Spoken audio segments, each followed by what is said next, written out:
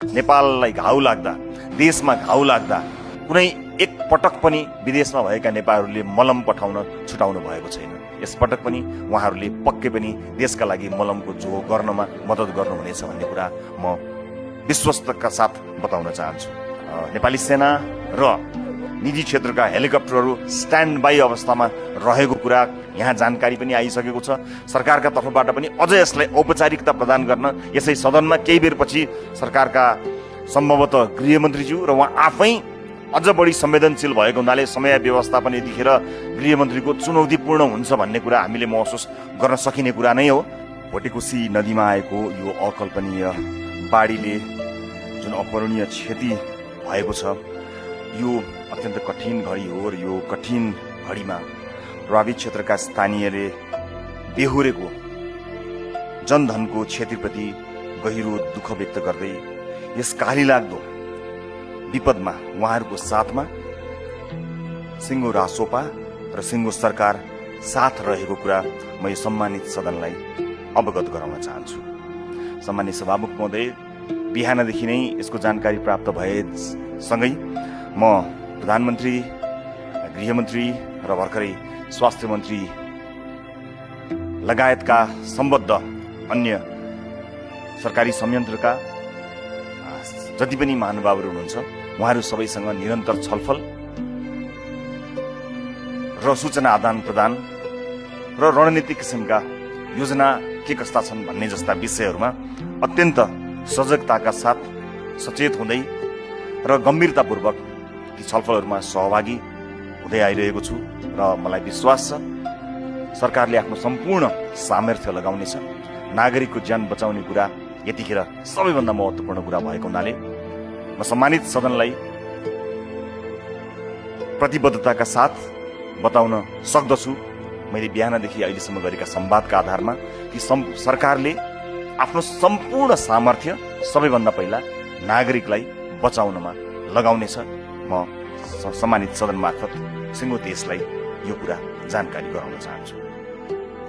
सरकारले प्रभावित क्षेत्रमा सक्दो सक्रियता देखाएको कुरा यहाँ अन्य महानुभावहरूले, मान्य सांसदहरूले पनि व्यक्त गर्नुभएकै छ।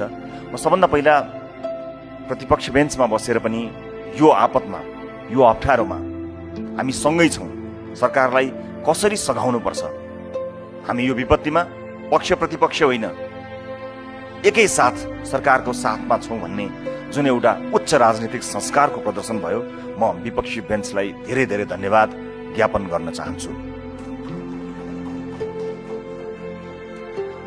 सामान्य सभामुख महोदय, यो विपदको सामना गर्नु र यो अहिलेको कठिन परिस्थितिलाई चाहिँ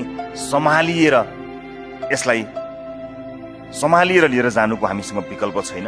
म बाढी प्रभावित रसुवा र धादिङका नदी तटीय क्षेत्रका स्थानीयलाई अझ सुरक्षित रहन, थप क्षति नहुनेतर्फ सचेत रहन, धैर्य धारण गर्न र सरकारी संयन्त्रको सम्पर्कमा रहन पनि अपिल गर्दछु। साथै चितवन, नवलपरासी लगायतका जिल्लाका नदी तटीय क्षेत्रमा सावधानी अपनाउन समेत आग्रह पनि गर्न चाहन्छु र म सरकारलाई पर्याप्त सुरक्षा जनशक्ति र सम्भव भएका सबै स्रोत साधन प्रभावित क्षेत्रमा परिचालित गर्न पनि आग्रह गर्न चाहन्छु। सम्मान्य सभामुख महोदय, यो मानवीय सहायताको क्षेत्रमा काम गर्ने विभिन्न निकायहरू हामी कहाँ सक्रिय छन् र राजनीतिक दल सम्बन्धी ऐनले पनि व्यवस्था गरे अनुरूप विभिन्न राजनीतिक दलले यस्ता विपद जोखिमहरूमा काम गर्नको निमित्त संयन्त्र बनाउनु पर्ने प्रावधानले गर्दा पनि कयौं राजनीतिक दलहरूसँग एउटा विशिष्ट संयन्त्र पनि छ।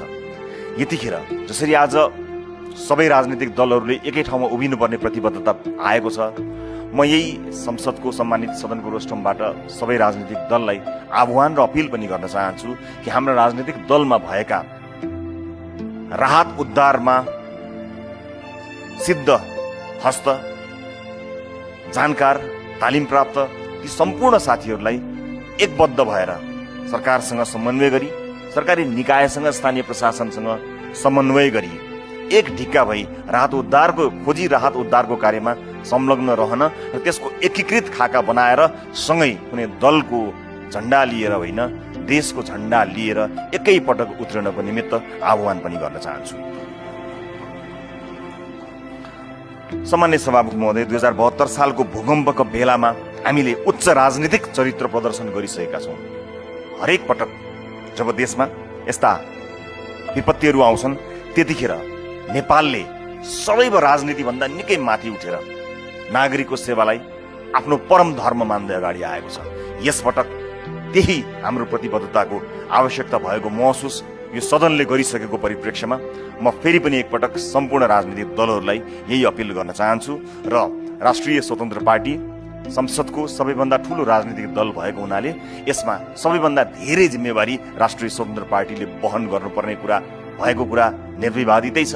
त्यसैले सदनको सबैभन्दा ठूलो दल भएका हुनाले सबैभन्दा बढी जिम्मेवार बनेर यस्ता समन्वयमा हामी लाग्नेछौँ र आवश्यक पर्दा सर्वदलीय बैठकहरूका मार्फतबाट यस्ता समन्वयकारी कार्यहरू गरी यस विपदबाट मुलुकमा थप क्षति हुन नदिनको लागि अगाडि बढ्ने र त्यसको अग्रसरता लिनको निमित्त पनि हामी तयार रहेको कुरा सम्मानित सभामुख महोदय मार्फत सम्मानित सदनलाई म जानकारी गराउन चाहन्छु।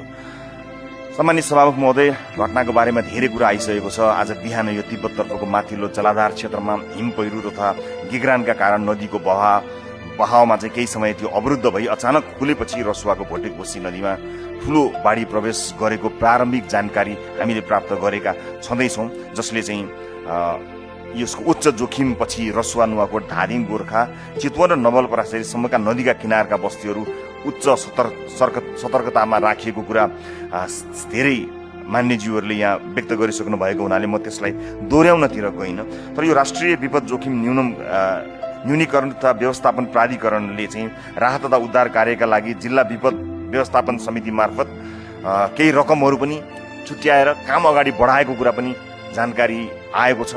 त्यो बाहेक सबै संयन्त्रहरूलाई चलायमान गराउनको निमित्त सरकारका तत्त मन्त्रालय अन्तर्गतका विशेष गरेर मन्त्रीज्यूहरू आफै पनि सक्रियताका साथ लाग्नु भएको जानकारी प्राप्त भएकै छ।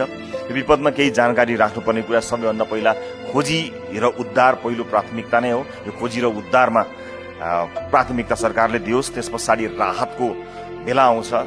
र हामी नेपालीहरू एउटा मनकारी मानिसहरू भएको हुनाले हाम्रो स्वभावले आपद विपद पर्दा स्वदेशमा मात्र होइन विदेशमा समेत रहनुभएका नेपालीहरूले देशलाई के गर्न सकिन्छ, के गर्नु पर्दछ भनेर सधैँ जागरुकताका साथ मद्दत गर्दै आउनुभएको छ।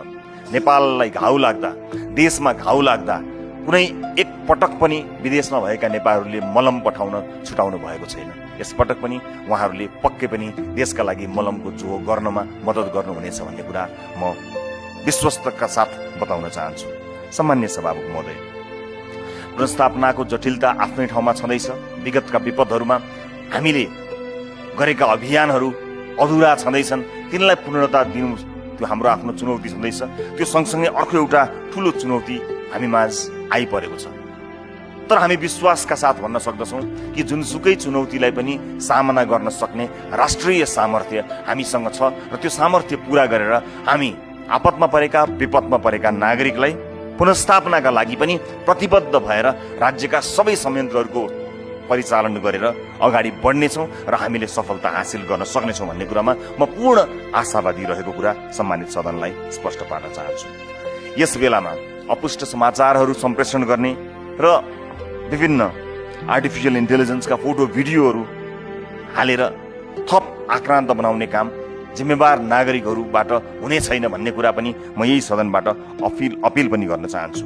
सँगसँगै केही बेर अगाडि स्वास्थ्य मन्त्रीजीसँगको मेरो छलफल अनुसार अस्पतालहरू तैनात भएर बसेका छन्, त्यहाँ स्वास्थ्य कर्मीहरू स्ट्यान्ड बाई अवस्थामा रहनुभएको छ। जुनसुकै परिस्थितिलाई सामना गर्नको निमित्त 24 घण्टा तयार भएर विभिन्न अस्पतालहरू, बेडहरू, स्वास्थ्य कर्मीहरू रहनुभएको छ। साथै नेपाली सेना र निजी क्षेत्रका हेलिकप्टरहरू स्ट्यान्ड बाई अवस्थामा रहेको कुरा यहाँ जानकारी पनि आइसकेको छ। सरकारका तर्फबाट पनि अझ यसलाई औपचारिकता प्रदान गर्न यसै सदनमा केही बेरपछि सरकारका सम्भवतः गृहमन्त्रीज्यू र उहाँ आफै अझ बढी संवेदनशील भएको हुनाले समय व्यवस्थापन यतिखेर गृहमन्त्रीको चुनौतीपूर्ण हुन्छ भन्ने कुरा हामीले महसुस गर्न सकिने कुरा नै हो। नसके सरकारको तर्फबाट के भइरहेको छ के काम भयो, के हुँदैछ, सरकारले कस्तो किसिमको कार्य गरिरहेको छ भन्ने कुरा सम्मानित सदन मार्फत सिङ्गो देशलाई जानकारी गराउनु सरकारको कर्तव्य हो।